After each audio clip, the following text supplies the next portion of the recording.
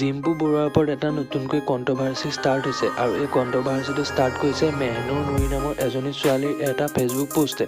তেওঁ নিজৰ ফেচবুক পোষ্টত লিখিছে, ডিম্পু ভিডিঅ'বোৰ সকলোৱে চাই ভাল পায়, ময়ো বহুত ভাল পাওঁ। এতিয়া কথা হ'ল যে অসমৰ এজনী ছোৱালীয়ে ছুইজাৰলেণ্ডৰ পৰা ডিম্পুলৈ মেছেজ কৰি ক'লে মোৰ চেনেলটো প্ৰমোট কৰি দিয়ক না। তেতিয়া ডিম্পুৱে ভিডিঅ' বিচাৰিলে ছুইজাৰলেণ্ডৰ পৰা। ভিডিঅ' কেনেকৈ ল'ব? হোৱাটছআপৰ জৰিয়তেতো ভিডিঅ' ল'ব লাগিব ন।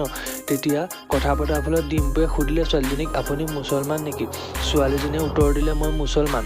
মানে তাৰপিছত ডিম্পুৱে লগে লগে ফোনটো কাটি দিলে আৰু যোগাযোগ বন্ধ কৰিলে।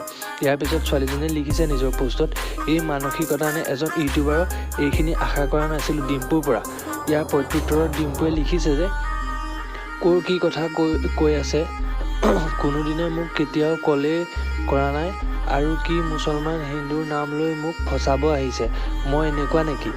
মই পুলিচ কেছ দি আছোঁ এই পোষ্টটোৰ এগেইনষ্টত। এইবোৰ চোৰ কেছ নহয়, ধৰ্মৰ নামত হয় এইবোৰ। তো আপোনালোকৰ কি মতামত জনাব কমেণ্ট কৰি। Thank U.